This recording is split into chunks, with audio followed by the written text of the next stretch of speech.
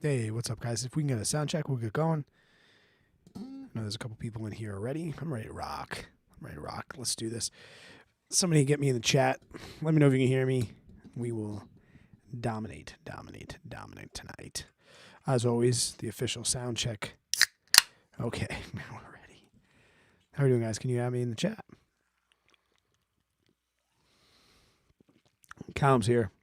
He said it sounds good. If he says it sounds good. The only reason I'm like waiting just a second is because I know that I'm like wicked early tonight, so I didn't want to scare two people. We just lost two. I finally signed in. We lost two. What's up, Robin? How we doing? Kevin, how are you, bud? Luciano, what's up, buddy? What's up? The colder it gets in New York, the more I think about my friends to the north. How much colder it must be there. What is up? Not going to see that from me, Frank. All right. So we no voicemails tonight, which is nice. Well, I guess not nice, but makes my life a little bit easier, I guess. I don't know. Easy, difficult, I don't know. I wish I had 10 voicemails, but I don't. Definitely going to introduce something a little new. This week on the main channel, I am going to start doing technical analysis videos. So I kind of want to show you where or what direction I'm going to go with that. So anybody that's interested can kind of get a look and see what that's going to be like.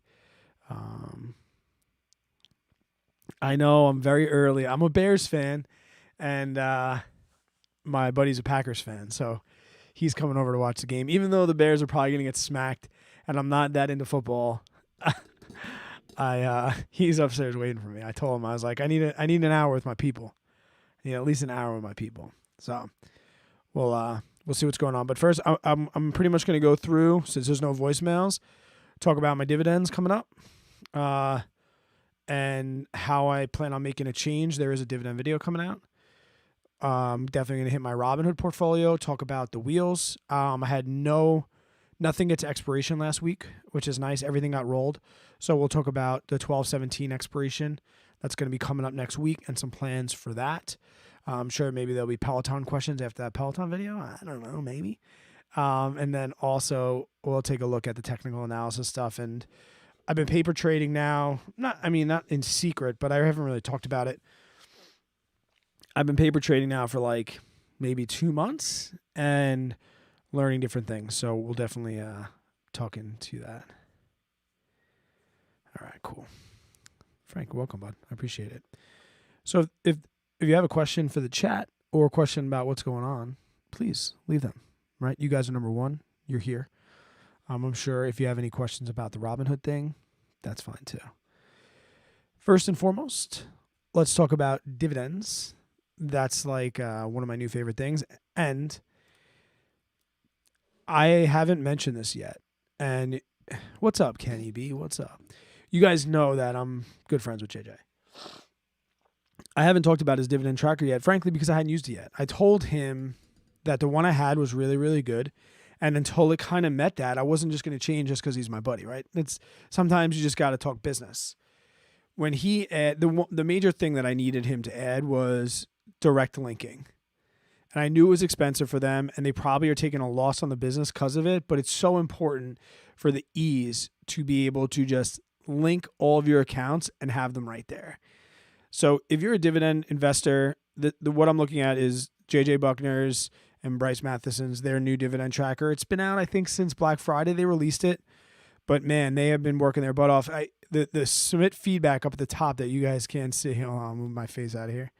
Right here, they've been taking that shit seriously. So I give them a lot of credit for that, and even feedback from me, like it's very easy for them to say, go kick bricks. So right now the dividend portfolio, I just have an M1, but you can link a bunch.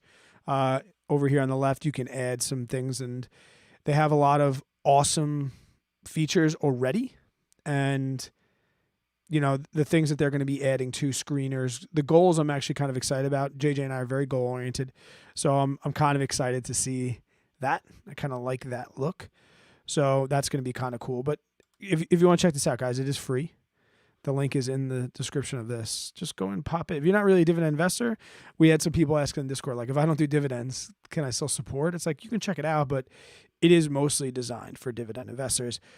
And frankly, I was kind of pumped because my dividend portfolio is kind of so, yeah, Robin, right on. You get 2 now, you'll have 20 another day.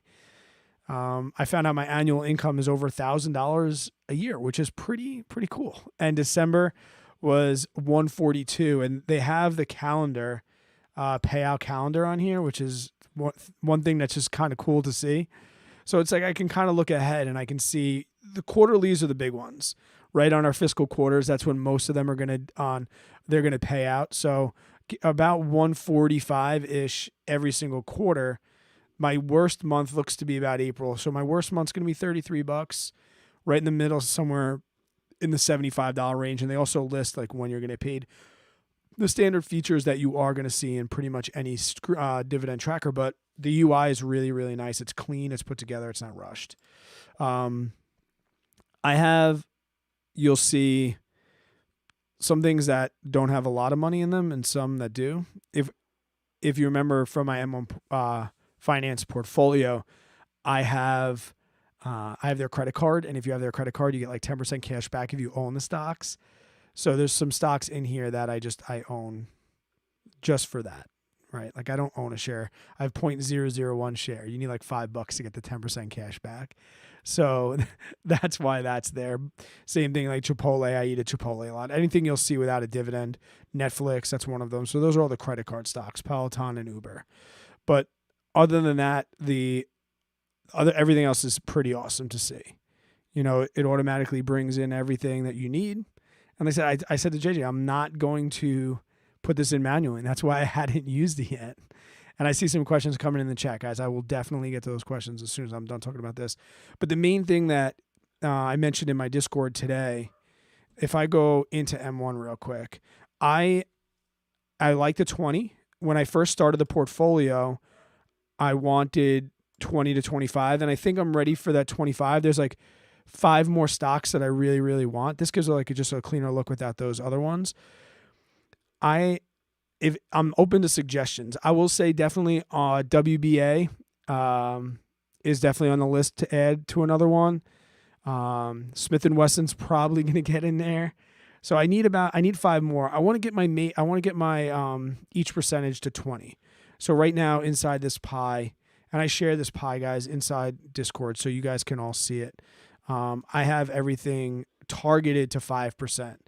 Qualcomm just took off, so they're doing really, really well for me. And then my bags right now are Target, Realty, and come down to 4. But each one of these is at 5%. If I can get them each to 4% by getting 25 stocks, I think that's going to be in there. I love Duke Energy. That was one that was like on the chopping block. So I think I'm going to be looking into possibly getting into Duke Energy this week. I also had like John Deere was on the cusp, and I ended up going with Caterpillar instead of John Deere. Caterpillar might make the list as well.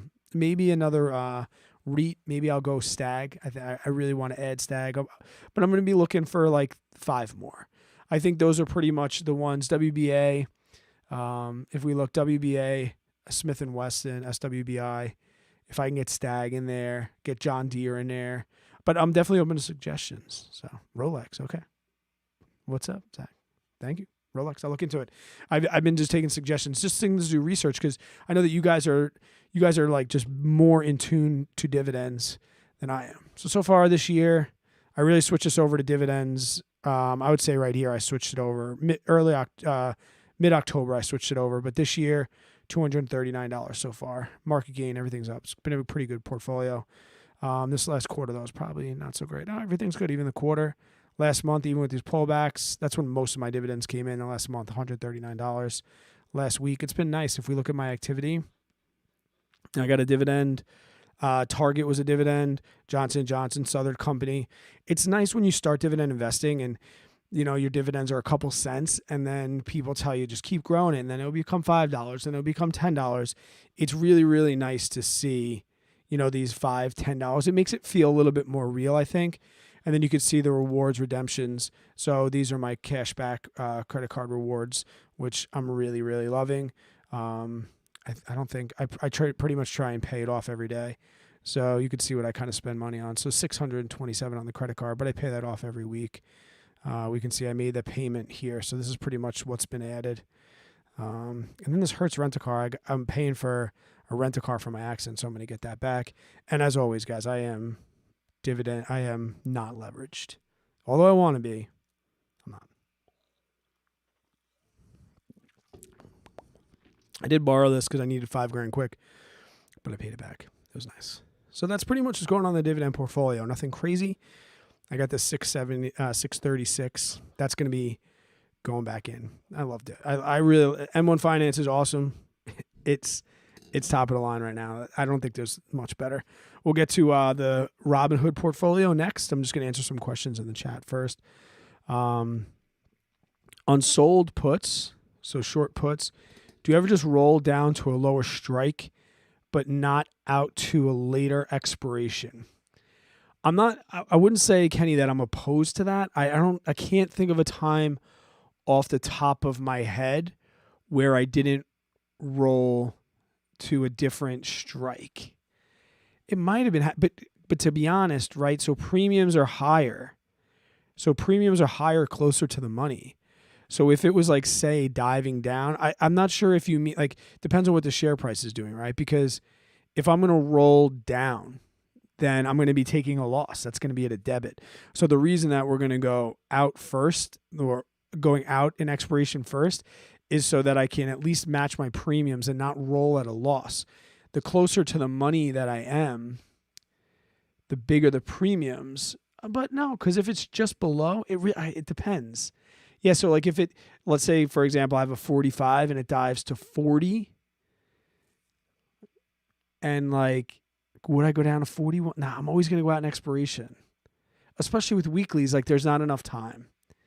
I don't think, I really just can't think of one off the top of my head where that, maybe you can give me a situation that you've been in where you've thought about doing this. I just can't think of anything off the top of my head where I'd like do that.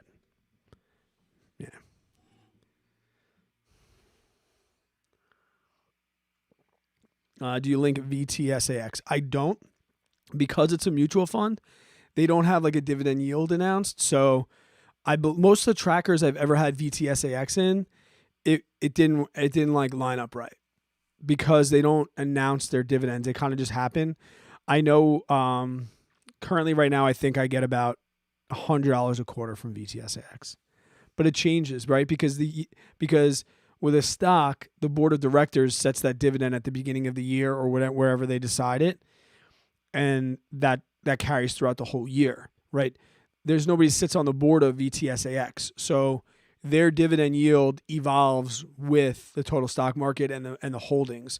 So that's the reason why I don't link VTSAX. But I kind of know. But also too, I'll say this: VTSAX is in my retirement accounts, and I look at them very, very rarely. So with this, and I mean, I don't even look at my real dividend portfolio that often, but definitely more often than I check VTSAX or check my Roth IRA or things like that. I can't wait for the day when I'm so tired of investing, I actually do dividends. I'm just getting close to retirement every single day. I get closer and closer. And now that it's like 2022, and I'm pretty sure that 2022 is going to be my step away from teaching, I definitely want to start building that income. Will you just, so great question, Robin. Will you drip or just keep the distributed by percentage in the pies? I just put the money back into the equal weight of the pies. And to be honest, I don't know if you can drip directly back into the stock. That's something I'd have to look at, Robin. I don't know if I can even do that. I'd have to look into it. You might know better than me. View account settings. I don't see anything. Yeah, I don't know if you can drip in M1, to be honest. I haven't looked into it because my goal was one of the best parts about M1 Finance is using the percentages, right? In my opinion. So that's something I haven't even looked into yet.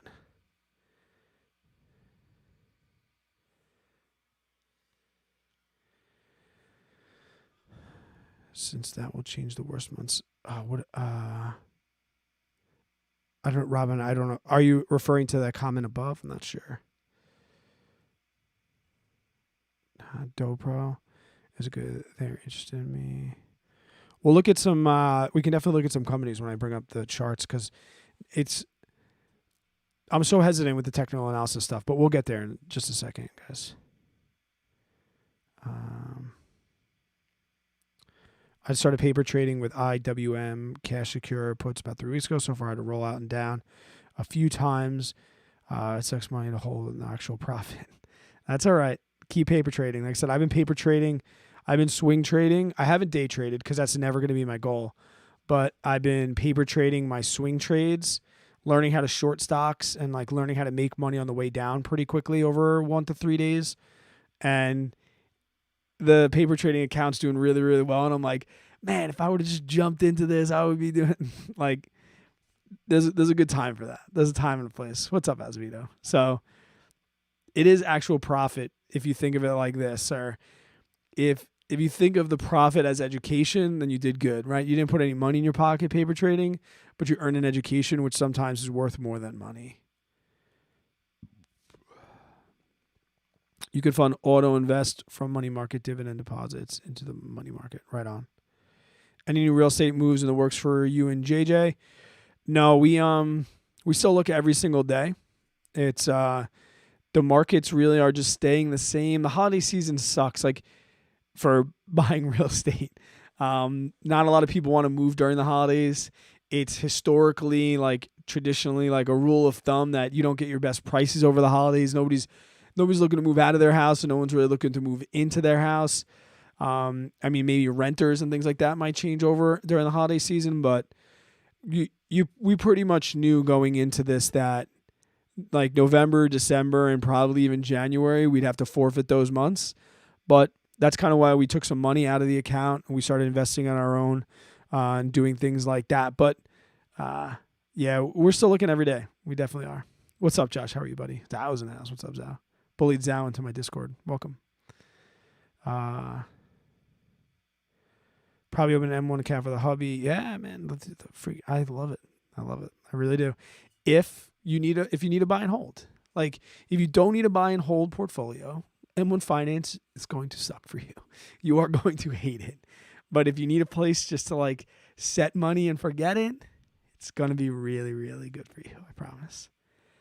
Have you tried Stock Card at all? It's kind of, no, I have not tried Stock Card. I can't even say I've really even learned about it, but I can write it down. What is it? Stock Card. Let me write that down. Thank you. What'd you say it is? It's, I kind of like the way they summarize. Okay, cool. I'll check them out. Thank you so much. If a short call goes so far in the money that you can't roll it up and out because the difference in premium won't cover the increase in strike, what would you do? I'd go further out in expiration. You know, it's one of those things because when we look at options, right, a lot of people, there's both sides of the spectrum. I had people in that Peloton video that tell me, like, if you have to roll options, you shouldn't be trading options, like take expiration. Like, that's a far extreme, which is ridiculous to me. Then you have other people on the other side that's like, I will never accept expiration. And I'm going to roll, even if I have to roll a loss, I'm never going to get to expiration. That's the far extreme on the other side. I like to think I'm somewhere in the middle, maybe closer to the roll side. So the two ways that we better our premium are going closer to the money and further out in expiration. So if you're looking and it's really far in the money and you can't roll because the premium won't cover that, try to go out. Now, if we're talking like you got to roll out a year, you know, it depends on what your expiration is now. Like if it went so bad for you that like you have a weekly or a monthly and you can't even roll 6 months, because let's take, for example, that Peloton. I assume that you watched my Peloton video.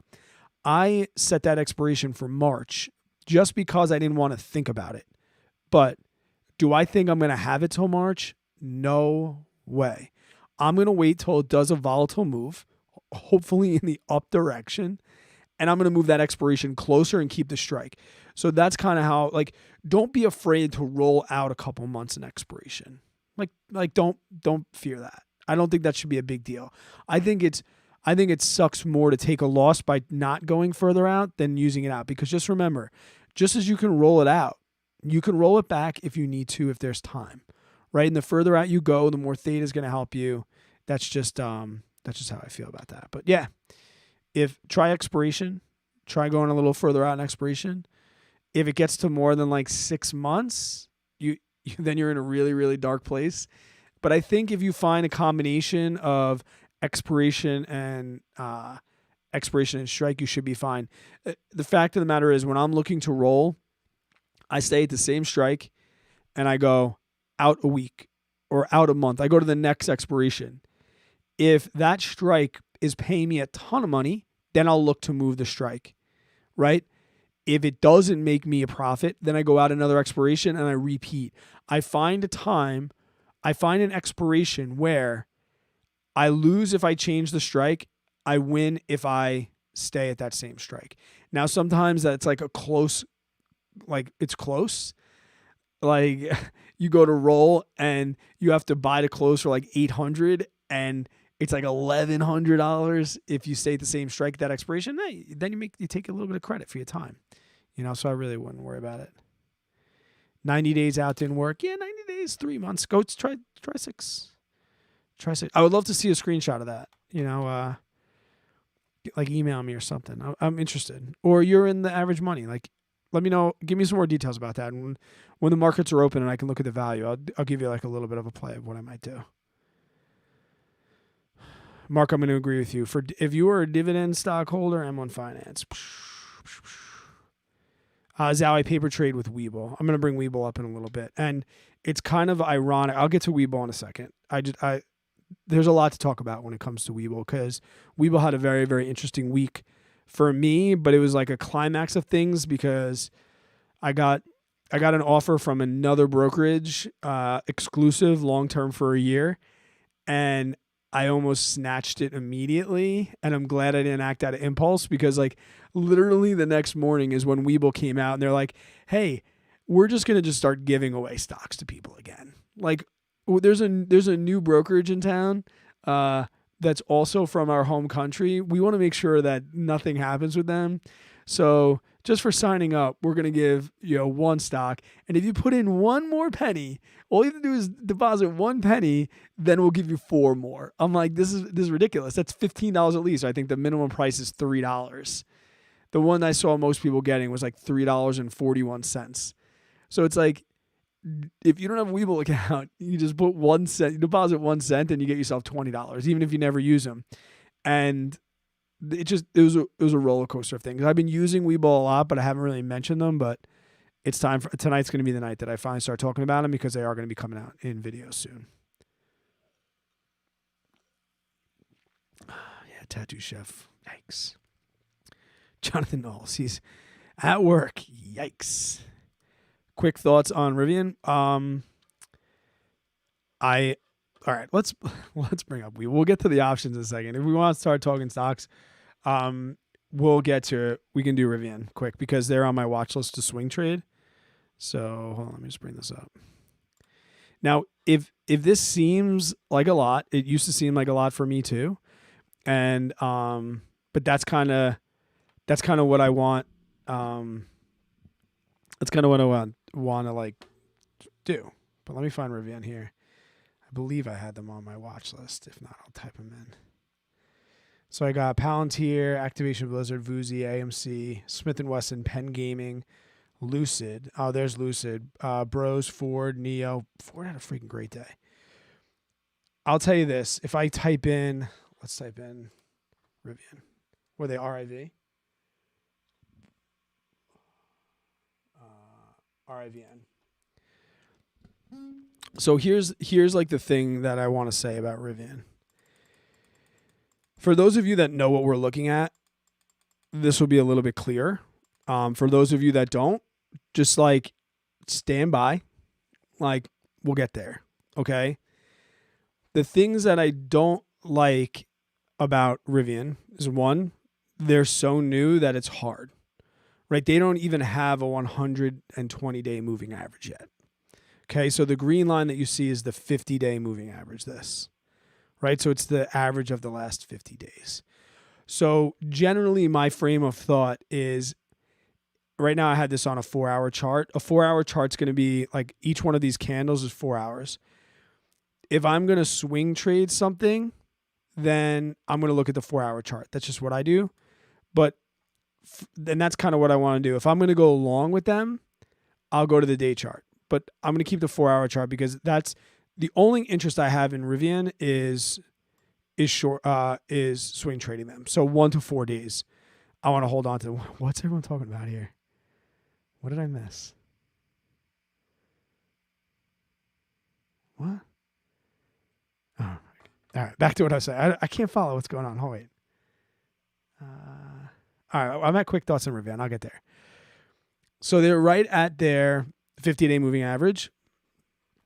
Their relative strength, RSI, is pretty much right in the middle. And it looks like they're coming off being overbought. So, I mean, right now there's nothing for me that I really, really, really want to see. There's nothing that I'm going to do yet. I mean, we'll see tomorrow like what happens with this moving average. But what I want to, I'm probably not going to do anything with them until this comes down, and then hopefully that we get the RSI down in somewhere in the 30 range. If this gets down and we have the MACD break over the signal coming on the back upwards, and then we can get the RSI down in the 30, I'll swing trade them. I will, because we can see, not to be like that guy drawing, but this right here is almost going to be some support, right? So, I don't know. That's where I want to be. Resistance, not support. So that's my thought. I don't want to own them. I don't want to own them at all, to be honest.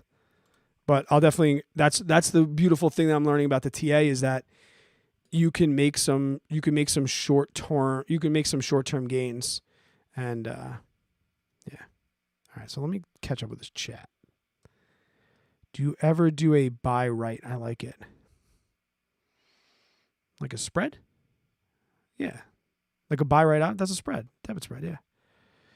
I got caught on plug with 30 strike and it went above 40.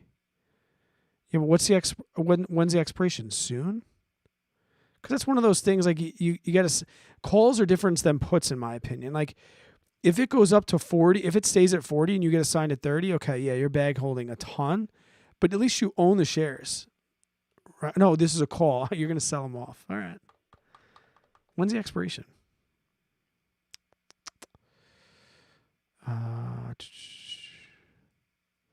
If you roll down, if it gets in the money or close, do you roll down? What do you mean? If it rolls down? You have to, you guys, are we talking puts? Are we talking calls? I don't know. It depends.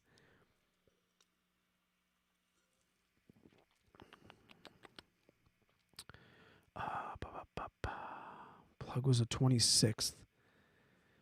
Short term, I had a short call for 30. It went above 40 within a week. I would have had to roll it 90 days. Oh, so you still have plenty of time. I really wouldn't worry about... Guys, I'm not going to worry about rolling until I'm like 5 days from expiration. So if your expiration is on the 26th, I'd wait, bro. What does stealth mode mean? Robin, what does stealth mode mean?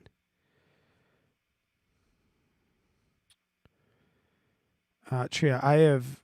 The live chat has always been open. So were you the person that commented that... you couldn't get in? The chat's been open every week. Were you a subscriber? Nobody mentioned the T word. Shh. Turn on VWAP. It's on.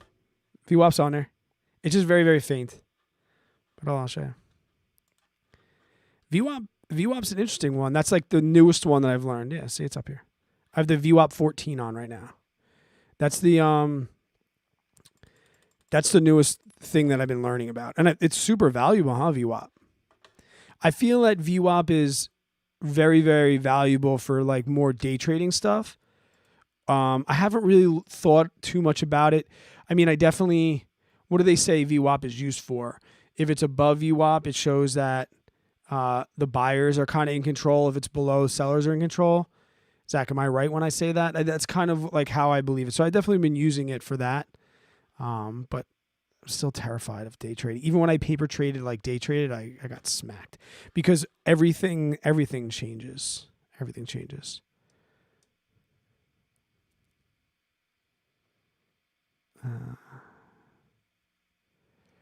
General Jetty, hey Brad, love the videos. I was wondering if you could speak about why you buy index funds in your Roth IRA and trade options in your taxable account instead of the other way around. Because options is like playing poker to me. It's a game to me. It's fun. It's sport. I could lose all my money. I don't care. So I can't say the same with my Roth IRA. I do not mess with my retirement. It's my foundation. I don't want any cracks in my foundation. I don't want any sags in it. I want the concrete bricks to be as strong as humanly possible. And then upstairs, I'll dabble with some weird things on top of the foundation. It's really as simple as that. Like options are not a source of income for me. They are not something I want to live off of. They're not something I'll probably ever do when I get to my, toes in the water, ass in the sand, not a worry in the world, cold beer in my hand. That's not something I'm going to do forever. It genuinely is just a hobby for me, and it's a sport. So that's why I do it in my taxable account. Hope that answers your question.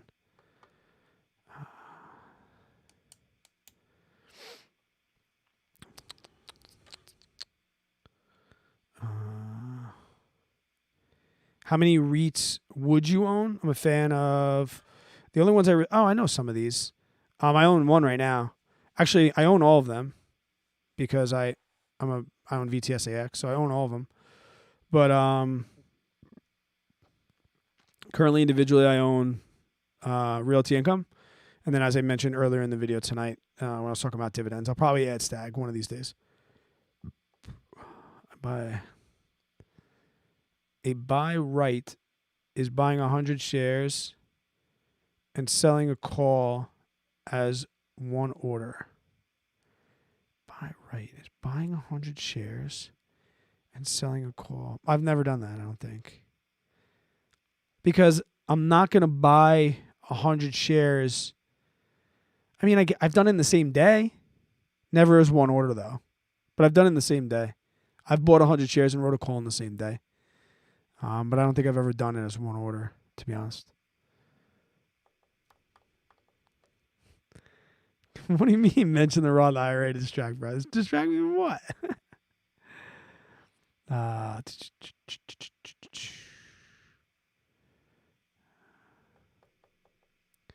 I meant when you sold a cash secure put, what triggers the roll down? It's going to expire deep in the money, and I'm going to bag hold. That's why I roll puts. Hat Armor H, thank you for plugging the Discord. I appreciate it. A lot of Discord members in here. You guys are very, very, very, very good. Good to me. Good to me. I don't have spreads and not sure how they work. My level 2 option is Fidelity, but I write it by multiple times. Oh, okay, yeah.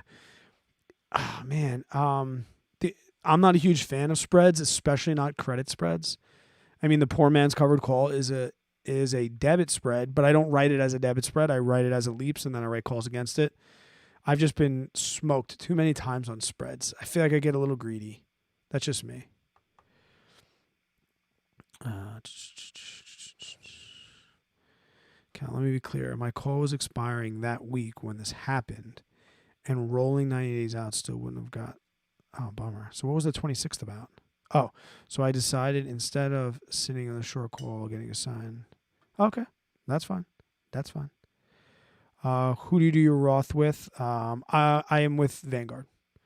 My Roth IRA is with Vanguard, only because when I opened my Roth, that's really the only brokerage I knew. I was a big FIRE movement guy when I was learning about that, and that's everyone talked about VTSAX.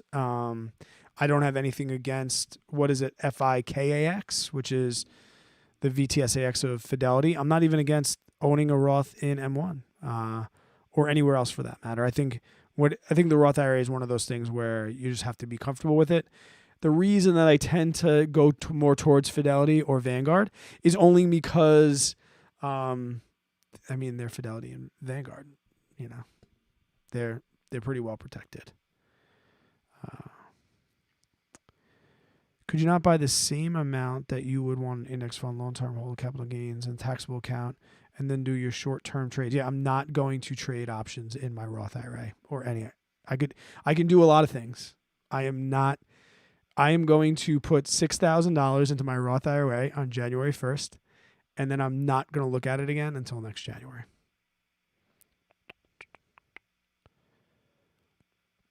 Can you sell a weekly call if your LEAP will expire on the same Friday? I believe so. And it's LEAPs, by the way. The S does not make it plural. Long-term equity anticipation security. Just if you talk to somebody else that's not as cool as me, they might bust your balls. But yeah, I think you can write, because that would be the same as a spread. I mean, by LEAPs, you mean that you'd had it now for over a year and it's going to come to expiration. To be honest, Starbuck 221, in general practice, you do not want to own a LEAPS option until expiration. You are getting killed by theta. I mean, unless this thing is way, way above and you are just killing it, then sell to close that thing. Please sell to close it, because every day you're losing money to theta and it's just approaching worthlessness. Zao coming in with the smash to like. Thank you so much. Thank you. 16. Yeah, actually, it was like we averaged like 44 viewers last week, and I think I only had 18 thumbs up. Nobody watches this channel anyway. They only come for the live. It's so funny. The graph is like viewers and stuff on Sundays is like, but then the rest of the week. That's cool though. That's kind of why I made this second channel. You guys still talking about that? All right, so 38 people here. Thank you, Robin. 16 of us. There we go. 16. Max Payne will get you. I love when you use Max Payne. That's like, to me, that's like, I tell my students, like, you guys better pay attention on this one. You might get hard body karate. Oh, man.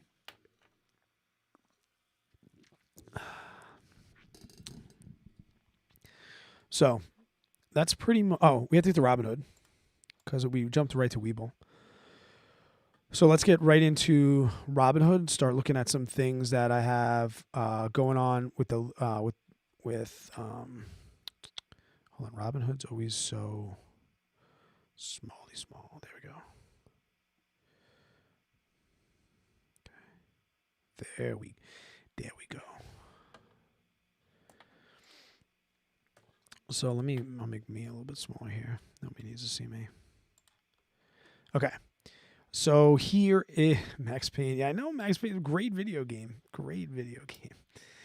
So here we got the Robinhood portfolio sitting at $43,251 US. Over the last month, down 1%. The last 3 months, pretty much even. Last day, last week, in the green a little bit. But as I mentioned before, I rolled all of my 1210s. So I have a couple 1217s, 3 of them, not too shabby. I will say Cisco right now, not looking great. This Peloton is not the Peloton debacle. The Peloton debacle is down here at a 45. But I just couldn't help myself. I had to open this. I could not help myself. I got $65. Like I said, I was having this talk with somebody. I've invested on and off with Peloton since the beginning. Okay. And one thing that I will continue to say is that I loved them right here at let me get that $33. April 17th, 2020, when they had just IPO'd and I had just started learning about Peloton. I thought this was going to be a very, very big company. And I was very, very excited at $33. Okay.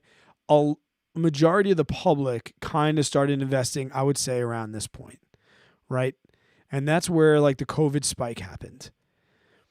Now everyone's all worried down here, but you have to ask yourself, between April of 2020 and now, do you think Peloton is a stronger company or a weaker company? I think that they are a stronger company. I think they are just getting one bad press after another. I mean, so the 5% drop the other day is because of a Sex in the City episode. This is how ridiculous the market's getting, right? They got bad earnings, it drops. This, that, and the other thing, it drops. Then Mr. Big from Sex in the City, I don't know, I just read this article. Mr. Big from Sex in the City dies after a Peloton ride, and you bet your ass. I know HBO is going to claim it's satire, but Peloton's going to file a lawsuit on there because of direct branding and inquiring or insinuating that you can. I mean, I guess you can have a heart attack on a Peloton bike, but then it drops 5% more. So it's like I had to write it for $35. Like, all right, and to be honest, I'm not scared of assignment. Like, if it gets assigned at $35. I don't think like the Peloton days are over. So it's like, I don't know. So that's where that $35 put came in. And it's currently doing all right. It's currently doing all right. This Tattoo Chef call is part of a poor man's covered call. So that is a debit spread. Down here, we have the 1250. That's going to expire in March. So that's there. Starbucks as well is going to be 1223. So that's really this week. I don't know. Last week was red a lot. So I think I have a VTI. Let's look at just my, yep. So I have a VTI here, 235 for January. Intel, I still think I need to write one. They were red all last week. So I'm going to be looking to write an Intel this week.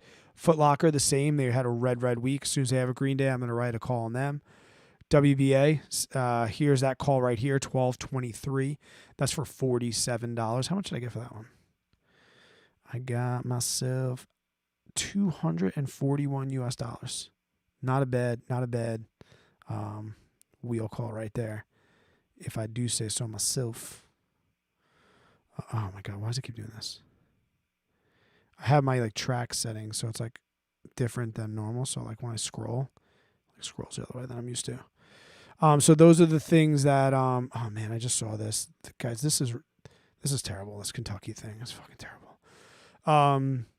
Camping World I took off of last week because their ex-dividend date's this week. So I'll be writing this week after the ex-dividend date. Definitely getting Camping World. They were red as well last week. Aflac and HBQ down here on my watch list. Aflac and HBQ were both assigned. So I'm waiting for them to come down. This got signed at $32, so I need HBQ to correct a little bit. This one got signed at $56. So as soon as this has a red day, I'll probably be able to write. What's my buying power right now? 12,000. Yeah, so I'll be able to do that. I'll be able to write that. That shouldn't be a big deal. Nothing really looking to add more puts of. I did go freaking crazy. I told you last week I was going to go crazy with SWBI. I told you, and I did not lie.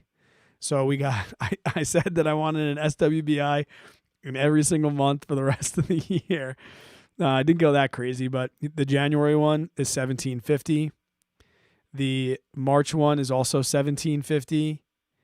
And I did a June one for $15 as well. So all of those you can see in the Discord. I put them in there, but that's kind of what's going on there. Vuzi, December 18th will be a year since I've held this. I still have two.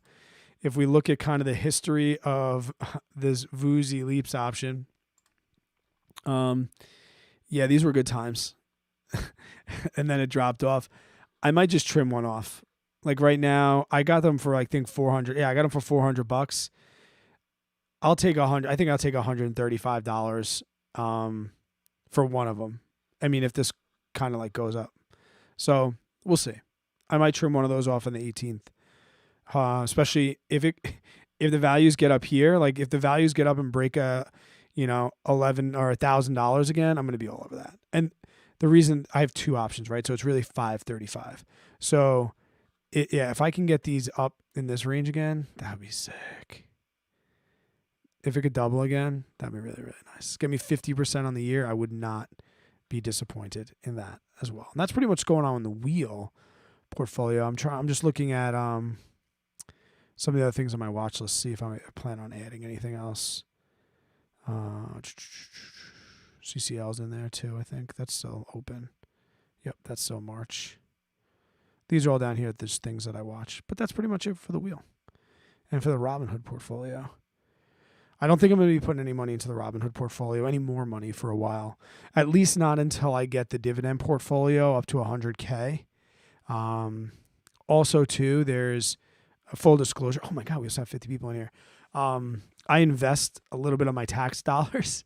So some of these accounts that look elevated, they're going to get stripped down. I'm probably going to pull 12 grand off of this to do my Roth IRA, to move money from here into my Roth IRA. So I don't think I'm going to be, I think this is, if I can mess around with $40,000 to $50,000 in options in 2022, after last year messing around with 10 to 12, I think I'll be pretty happy with that. I really want the dividend portfolio to be 100K. I want that. That's like going to be a goal of mine. And then I think if I was going to add 10K to the, Robinhood portfolio, I think I'm going to put 10K in Webull and try swing trading for a year and just see what happens. That's kind of like what I want to do. Instead of like, it'll still be, I guess, going to like trading and stuff, but it won't be in Robinhood.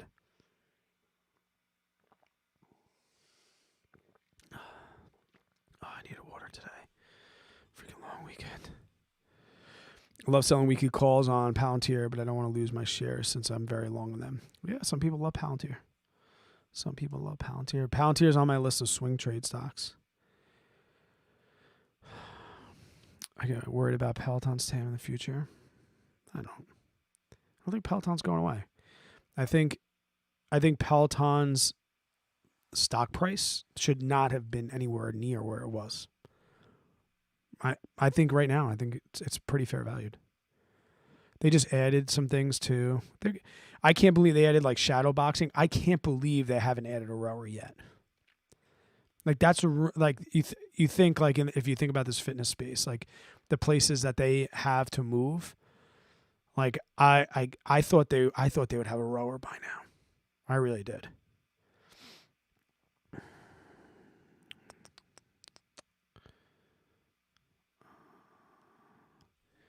Should I do 30 delta, 45 days expiration coverage strangles with protective put?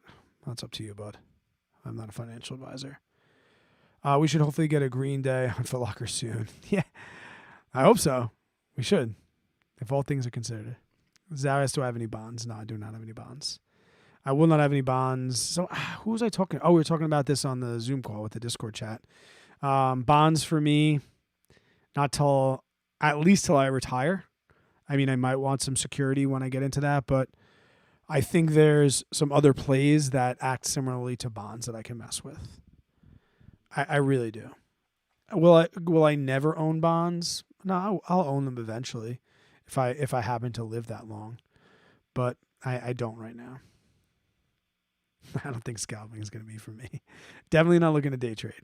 Definitely looking to do like a more 1 to 4 day swing trades, momentum trades.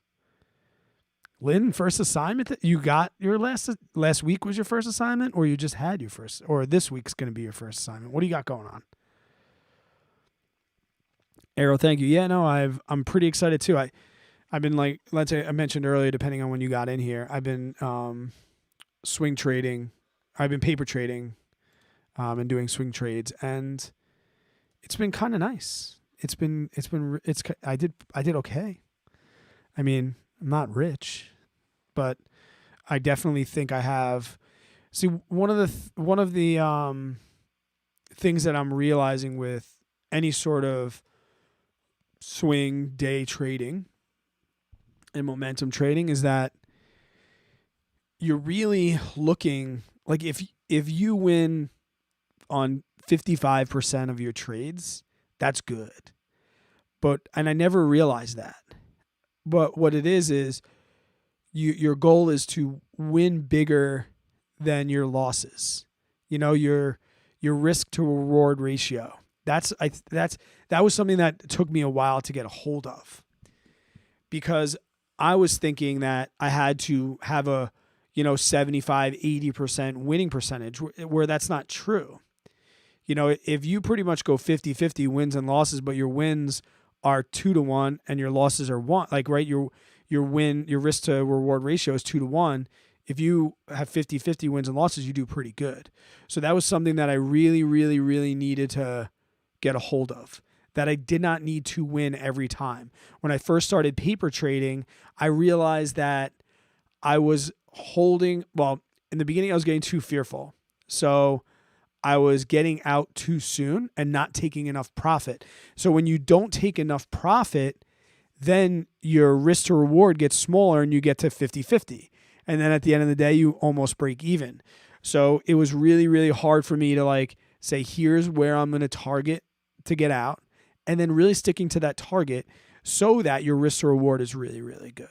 And then moving your stop accordingly and not getting stopped out too soon, like letting things drop below, your break even if for a second, because where you're going to put your stop loss is going to be in a good spot that, it can come, but it's not going to hit it. But I was panicking, like it would come down below my break even and I'd be like, I'm done. I'm out of here. And then time will tell, like went below for a second and then it would have shot right back up and I would have won. And I think that's also what gives it a lot of the taboo is, that they win 50-50, but it's like, if you win 50-50 and I tell you that every time you win, you get $5 and every time you lose, you only get $1. Or even in a realistic sense, like 2 to 3% seems to be a pretty good, risk to reward for me when looking to swing trade. If every single time you win, you get $3 and every time you lose $1, would you take 50-50? Like that was something that I really, really needed to understand when it came to the technical analysis side. And I also realized that you didn't need to come up with the grand plan right away. And also, too, just like options, I'm almost so mad at myself because for the same reasons I used to hate options and think that there's no way to be conservative with them. There was no way to mitigate risk. It was all YOLO. It's so crazy that I thought the same exact way when looking at charts. I didn't realize that you can look at them as part of your toolbox for leaps. Like even saving yourself a day or two by using, the 180 or the 200-day moving average, like that's, that really, really helped. So I, hold on a second. Let me just make this. I had it on 120 before. I want to make it 180 because that's kind of what I've been using. So that's been like really, really nice to be able to do that. And just understand, even just, I think when I talk about the videos and when I get into them, I think what I really am going to do is even just I'm going to talk through how I learned it or like what I was using it for, because even just the basic knowledge of, moving averages is really awesome. Just even understanding that can be very, very, very, very useful to you. So here it is. And the other thing that I really, really love about this, and guys, this is on Webull, and the reason I started using Webull for this is because I follow Ricky Gutierrez and I like his channel and the way he presents information, even if I don't think he's that smart, but he really showed the benefits of it. And then I have a really, really, large Asian community in my school. So like a lot of my students and my students' parents, they use Webull because they're from China. And so that's kind of like why I decided to give it a go. And then I realized things like commission-free trading and things like that. And I think if you're buying and selling stocks like Robinhood, like, right, this is where the brokerages come in and they all have their specific purposes. Like M1 is buy and hold dividends. Robinhood is like, I'm new. I just want to buy and sell stocks and figure this whole shit out. Webull is kind of like, I want to do like if you're not going to look at charts and do technical analysis, then you don't need Webull. I'm going to be honest. Like that's why I opened an account last year when I got 5 free stocks and I didn't touch it until 3 months ago. And then I was like, I want to start looking at TA. And everybody I saw doing it was using Webull. I'm like, I got one of those. I got a Webull account. And then I went in and I had like $600 or $700 in free stocks. I'm like, I even got some money that I can mess around with. And they had paper trading and all these other things. So it's like, I had to get into it. That's it. If you don't have one and you think one day you might get into technical analysis, Do it now and get your 5 free stocks, please. Links in the description. You don't even need to put any money in today and you get free stocks. But I think, so here's kind of like the things that I've been thinking about. And this is SPY. But, and guys, I know there's people in here that know a lot more than me about this. So if I speak out of pocket or screw this up, please let me know. Let me see if there's any questions quick. Can you paper trade with options? Oh, yeah. Where are we at?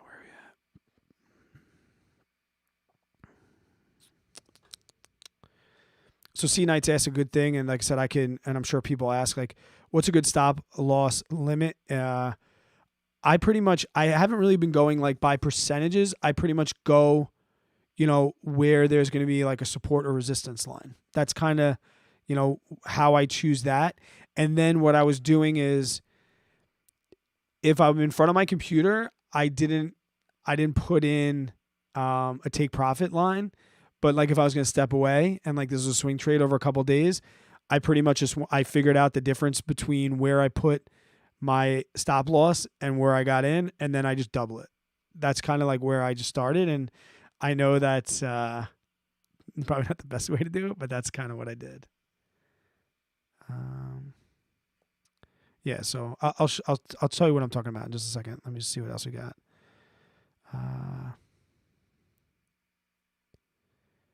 If you follow a 2-to-1 win ratio rule, you'll break even at 33%. Good to know. I probably could have figured that out. Thank you. That's awesome. Yeah, now like see that's something that I just never even thought of, right?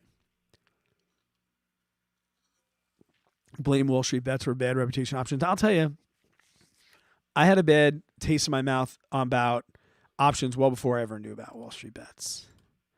I really did. But now I'm like, damn it. What's up, Hun? How are you? What's up, buddy? Let's start talking some charts here, Brian Hun. What are you trading? What are you trading this week? What did you kill on last week? I think I was following along with you. Was it, what the hell did you crushed last week? What did you say, Han, that you just, was it Ryan? No, it wasn't. What was it? I can't remember. You had a really good week. Why do you say you want to max out your Roth IRA on January 1st? Because I can't do it on December 31st. Frankly, time in the market beats timing in the market. So the first day I'm able to do it, I'm doing it. But January 1st is a Sunday, so it'll be Monday this year, the 2nd.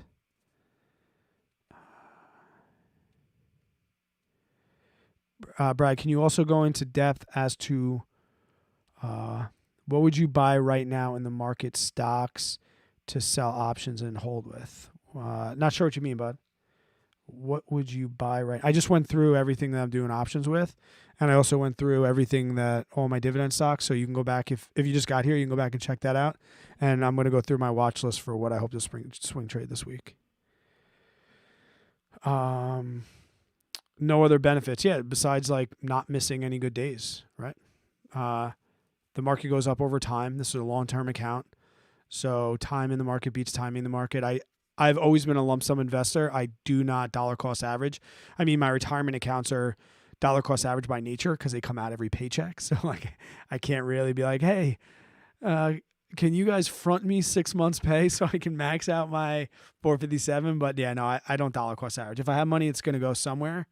Now sometimes it fills my cash reserve, right? It doesn't always get invested, but I don't live doom and gloom, right?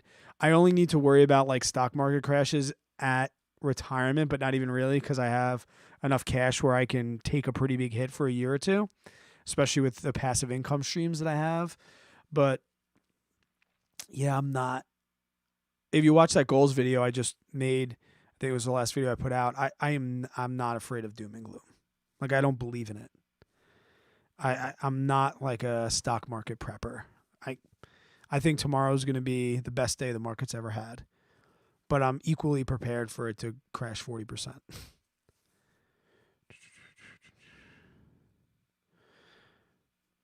No, I've never gotten in the Forex markets. I've only watched Bia has to do it, but no, I haven't gotten into it. Having a window open with the Wyckoff schematics. Yep. What I'm trying to do, Zach, is I'm trying to learn like one indicator at a time until I really understand it and can explain it. Like as a teacher, I know I understand it when I feel confident, like sitting in the room and talking about it. And I don't even think I'm really there yet, even with the MACD and the RSI. I think I'm pretty good, right? Like if I sat down with a professional like trader, they can expose things that I don't know, definitely. Like for example, like all my settings are still on default. I still don't know like all of those things yet. I know like I have RSI 10 on. I know that RSI 14 is a big one, but so that's kind of like until I can fully explain the difference between simple moving average, exponential moving average, MACD, and all of its different settings, and RSI and all of its different settings. But I have a long list of things that I want to learn. But I'm also not afraid to be vulnerable and like talk about it, and at the expense of looking like an idiot, right? Because that's how I learn. I always learn by asking questions, making mistakes.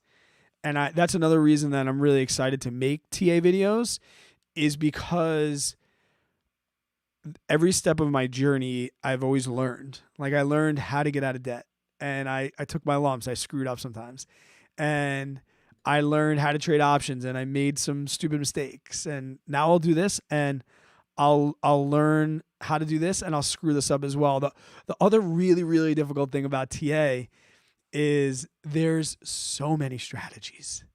Like every single person has their, like, I feel like if it was like, if I tried to come up with the one and only perfect way to clean yourself in the shower, you know, and I said, this is where you start. This is how much soap you need to use.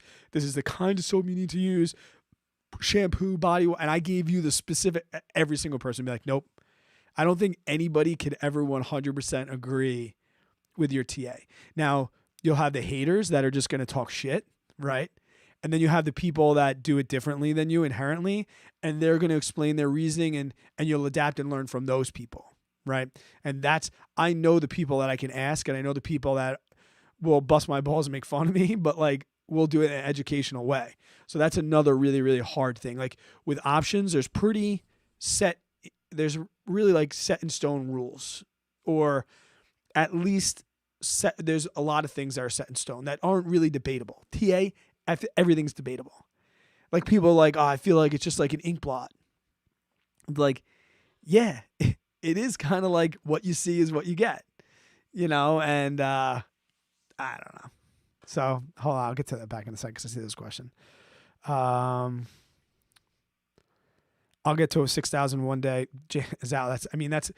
So my progression was try and max it out. And that was by April 15th.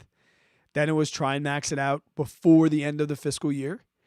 Then it was try and max it out as early as possible. And I think the earliest I got to was like March. And then last year, my fourth year, was the first year I did it on the first. So it took me 4 years to go from not investing in it. And I think the first 5 years, because the first year I did max it out. So there was 1 year where I did not get it.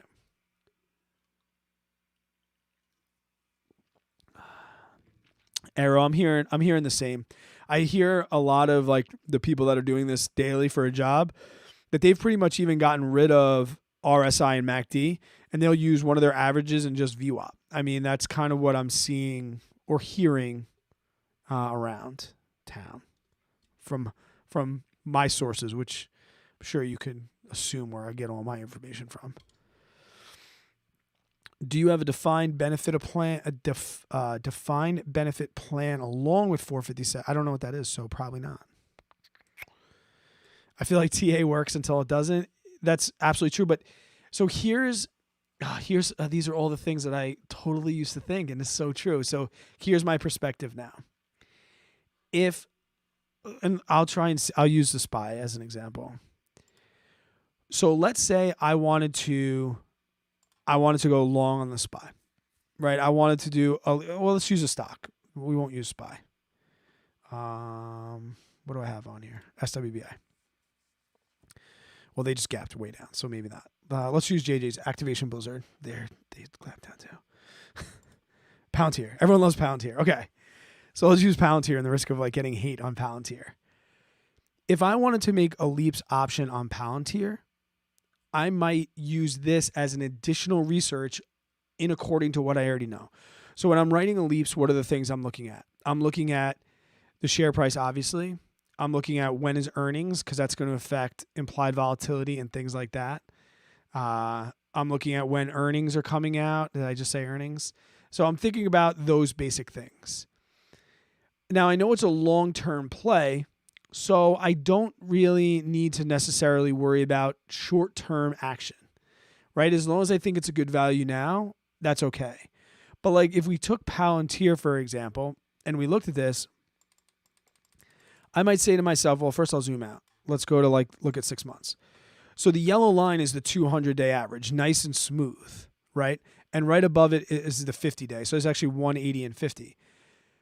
So to me, from what I've learned, is if the stock is trending and it's above both of those lines, that it's trending upward. Like that's a good thing. And when it drops below both of them, it's trending downward. So even without the indicators, I can use the 200-day average to know if it's doing pretty good or if it's doing not so good. And we can see here was a situation where everyone started to love Palantir and it jumped. And then we could see, so now if I wanted to write a leaps on it, I would say, oh man, it's got a long way to go, because we know from statistics that things always diverge and converge back to the mean. So depending on what you call your average, that's fine. And then for those of you that are learning this as well or know what they're doing, I'm under the impression that I want to just use the simple moving average because I'm going more long term, where the exponential moving average is going to be affected more by short-term action. So that's going to be more swing and day trading type of stuff. But like this could be a situation where I'm like, I'm not that confident that Palantir is going to move in the upward direction right now. It's still on a pretty downward trend. Then I could also go with that information on the moving average, and I could look at the MACD and say, oh man, it just crossed downward onto the signal. So that's also showing downward action. Now down here, the RSI, it's saying, okay, we might be a little oversold. We might be able to get in. But once again, like if you just looked at the RSI, that says buy, right? If you just looked at the MACD, that says don't go long on it. But when you say the moving average, the 50-day, the MACD, and the RSI all as one picture, with the other knowledge, all we just did was just add a toolbox. So like right now, I would not buy a leaps option on Palantir, right? Just because of those. Or like if we go back to SPY on the 1-day chart, let's zoom way out.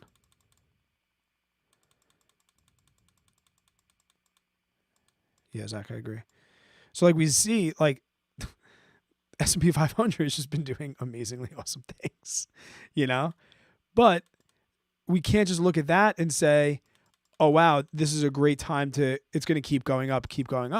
Because you can use other indicators to say, all right, well, it looks like it's going to go up from the MACD, but the RSI is saying it's not really oversold or overbought right now, so we might have to wait. Right? And then if you were going to try and swing trade it, you can jump into the 4-hour chart, which looks very, very similar. But when you look at the 4-hour chart now, even though it's above the 200 and the 50, the MACD and the RSI are saying that it wants to converge down here pretty quickly. So that's not a situation. If I was going to go short term and try and swing trade this, I'm probably going to short this out, right? I'm probably going to look more for this to come back down and see what happens. In this case, the 50, right? It seems to add for some support there. So we'll see what happens, but that would be like my frame of thinking. I don't think I would ever use one thing, and this is kind of goes back to when I was learning options and then I learned how to roll and I'm like, wow, that's another tool in my tool belt. Or when I first started doing the wheel and I had no idea really what the Greeks did.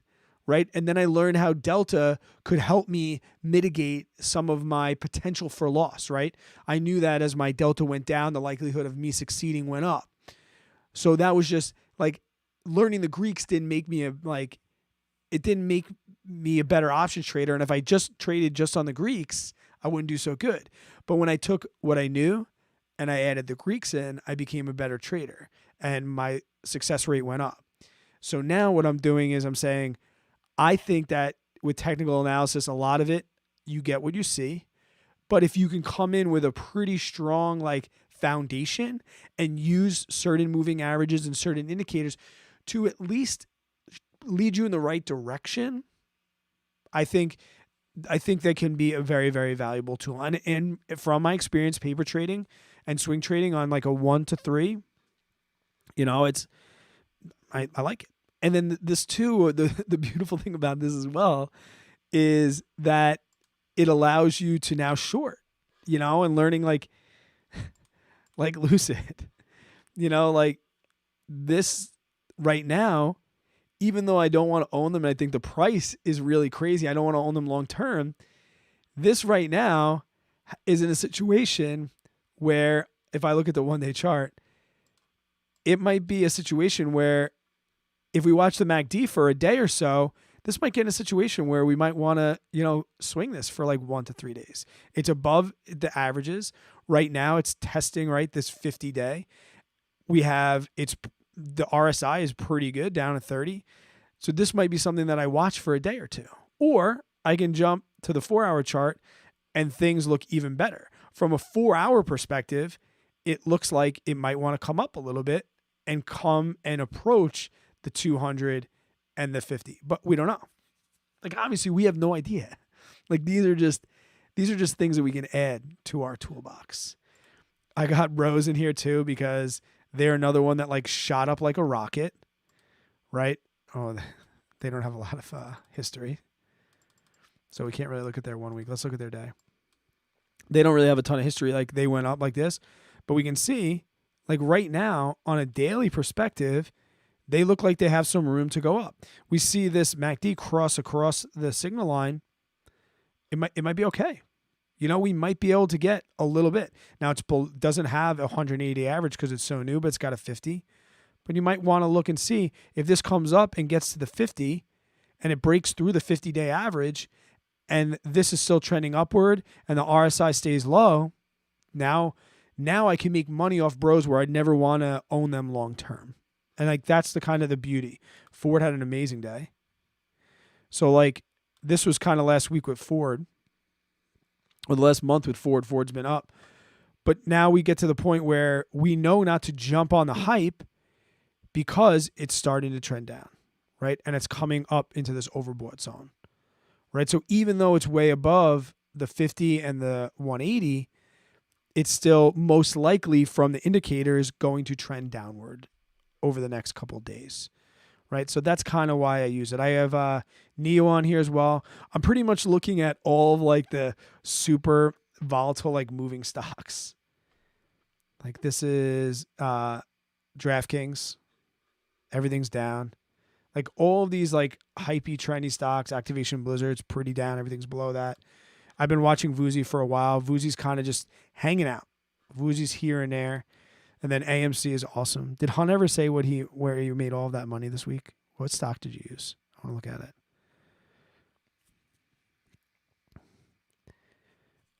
So let's see if I can get some questions. Questions about this, because I'm sure there will be.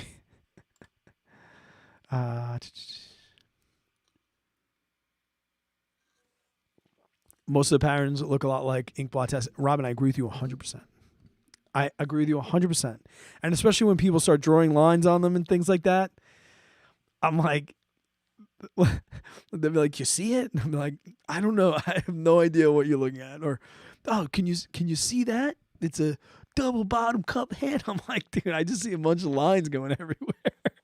So I completely get that. I think there is a little bit of, sometimes if you focus on this too much, I feel like you can, I could be wrong, but I feel like you start to see what you want to see, which is kind of why you need a good plan and you need to be able to keep emotions out of it. Like, I think the people that do this professionally just have ice in their veins. A defined benefit plan is a pension. Oh, thank you, Aaron. Yes, I have a pension which I pay 6% of my salary. I don't have that choice. So yes, I pay 6%.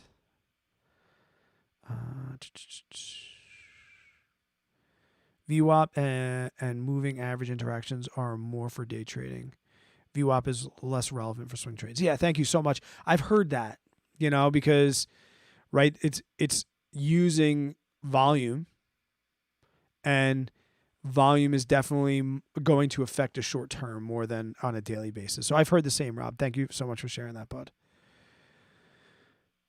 When are you going to get monetized so I can send a super chat? Thank you so much, Brian Hunt. I appreciate that. I think I have like 900 subscribers now.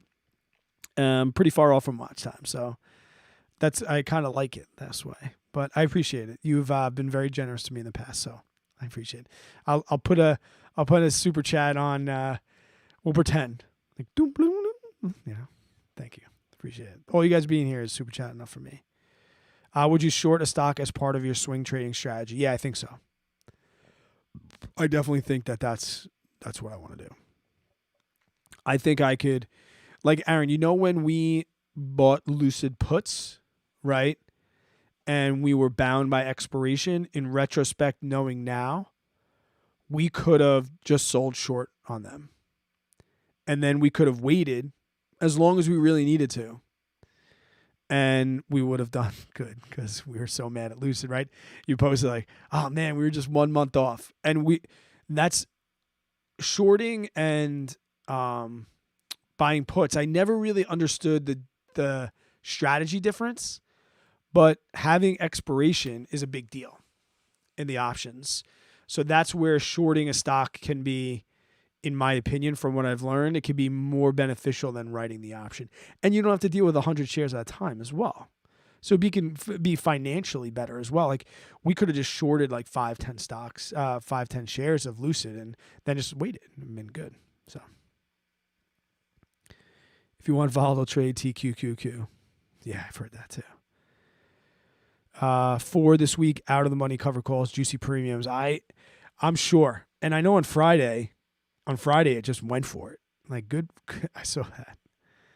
I played SPY. Right on, man. Good for you, hon. Higher TA at higher time frame. That still holds true. If you go down in time frames, the gym weight. From what I found, TA at higher time frames. That still holds true as you go down. Maybe I'm just not reading that right. I don't know what that means. I always like, yeah, I see that, but now I see. I love cats. Do you use contingent or conditional trades? I do not know. What does that mean? Help me out with that. These are things where I probably don't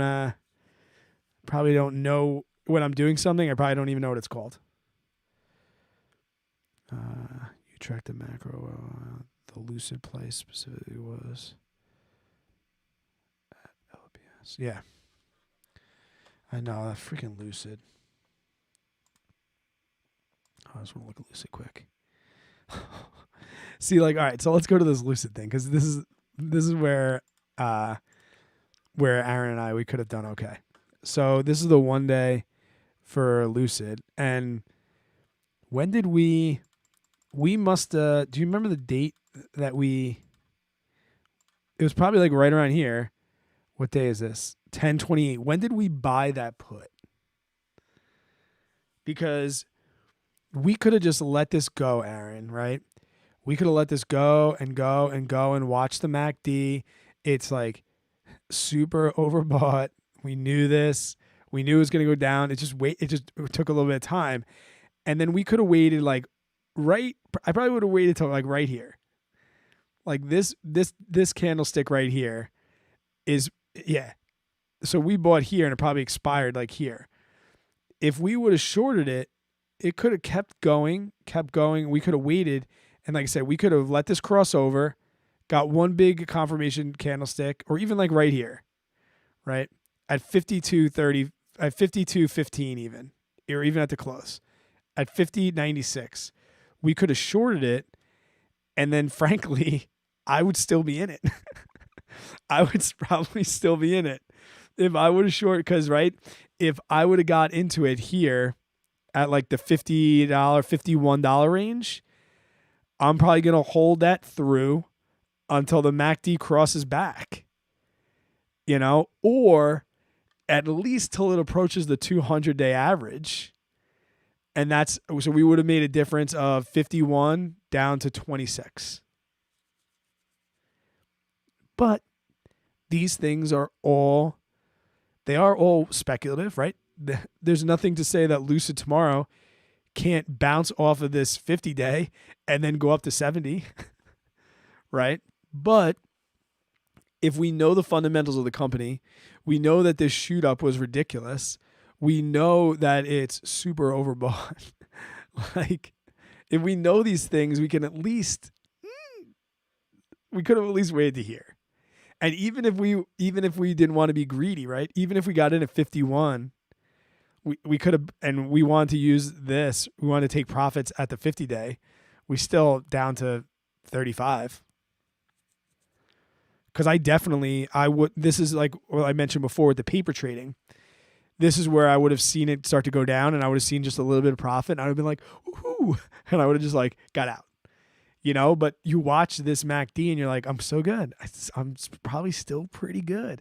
Now, as the RSI starts to approach 30, you're like, all right, now I might be getting a little greedy.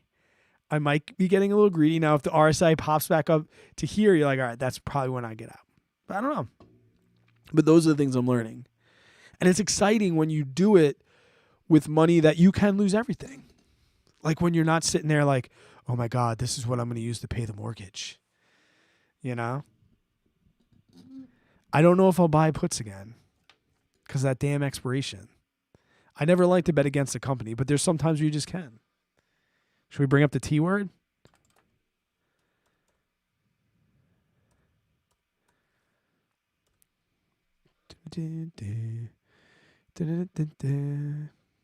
Look at Tesla. It's doing good. It's like I said, RSI is a little low. I mean, I don't think I'm ready to do anything yet. We'll see what happens with this 50-day, but Tesla.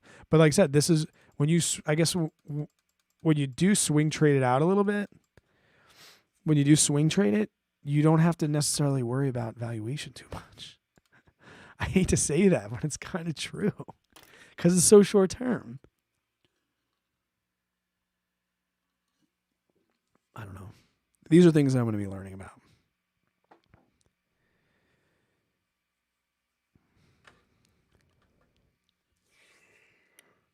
Could have been a little bit more. How do I calculate the ROI on a cash secure put or covered call? So cash secure put's easy. You take the amount of premium you got, you divide it by the collateral you needed, multiply it by 100. The covered call, you do the same, but instead of collateral, you just take your basis, your average cost per 100 shares. That's how I do it. I know people do it a little bit differently, but that's how I do it.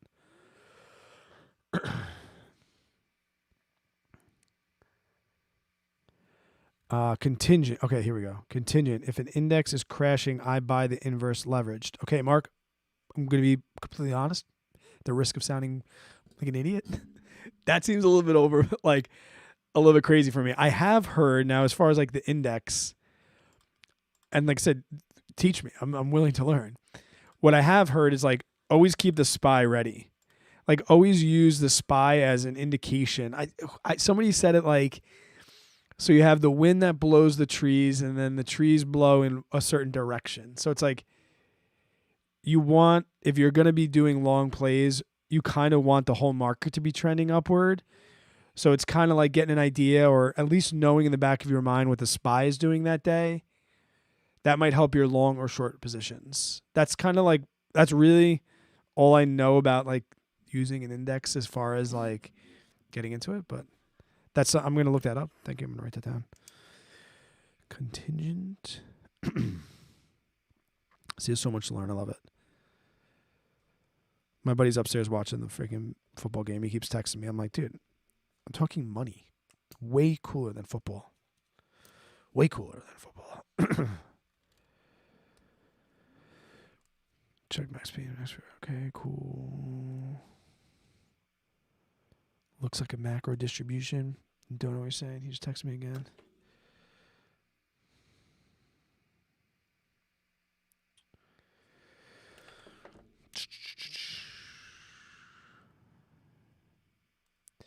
Yeah, Robin, that was buying that put was out of character for me. I got bullied into it by Aaron. It was completely out of character for me, which is why I got burned. I didn't listen to Aaron, but I think we were talking about it and I was drinking or something. I was like, I'm in. So out of character for me. I can be bullied into stuff.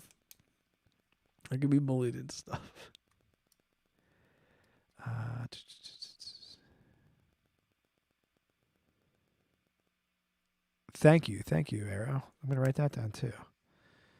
SPY for the market. QQQ for tech.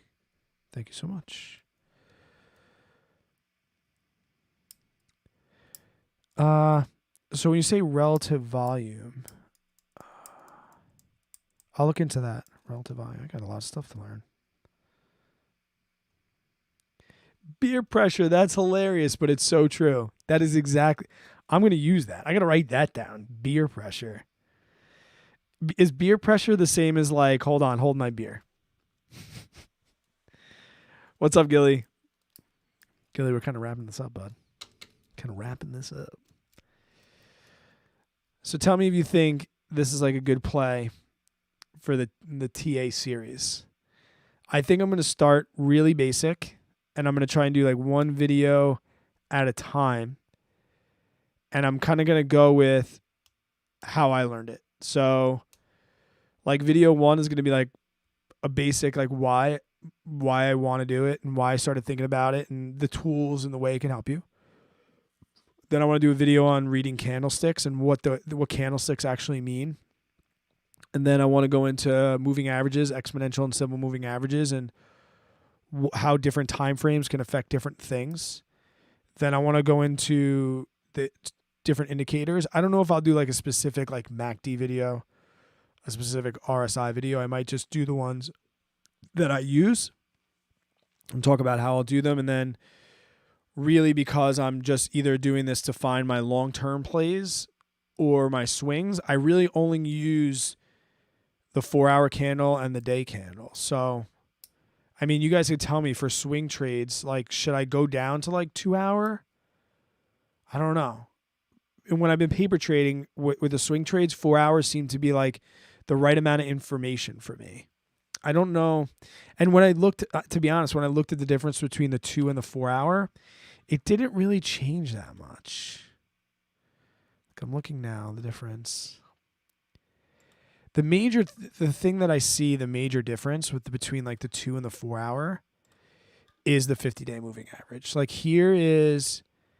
this is the 4-hour chart. And so we kind of get an idea of where everything is. 70 up here. If I go to 2 hour, it just jacks this up a little bit. But everything else seems to be about the same. So I don't know. So so you think, Zach, you think 4 hours is good for the swing? Day is like going to be like, if I'm looking to add like, but even dividend stocks, because like dividend stocks, I don't think TA could come into dividend stocks because they're long term.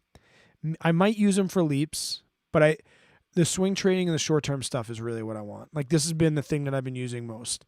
I've been using like the 1 to 3 month time frame and the 4-hour chart.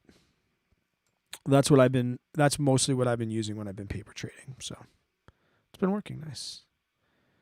It's been working really nice. So like see the SPY here on the 4-hour chart. It's like, whew, it needs to come down. So that'd be like kind of fun to do. Macro. Sweet. Well, thank you guys for the education. I appreciate it. Pavatar, you're going to have to go back and watch the beginning. We talked about all my options plays.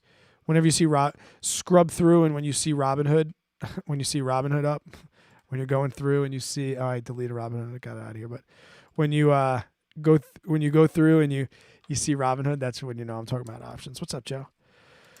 All right, guys. Another successful Sunday. A lot of good things on the horizon.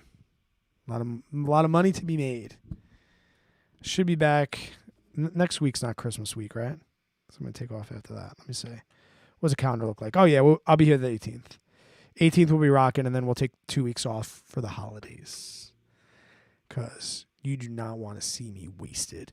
Speaking of getting wasted, if you're not a member of the Average Money community, our holiday party, which is also going to be open to my Discord and JJ's Discord as well. So if you're one of those Discords and not Average Money, you'll get the holiday party link, the Zoom link for that we're gonna have. We're gonna get together.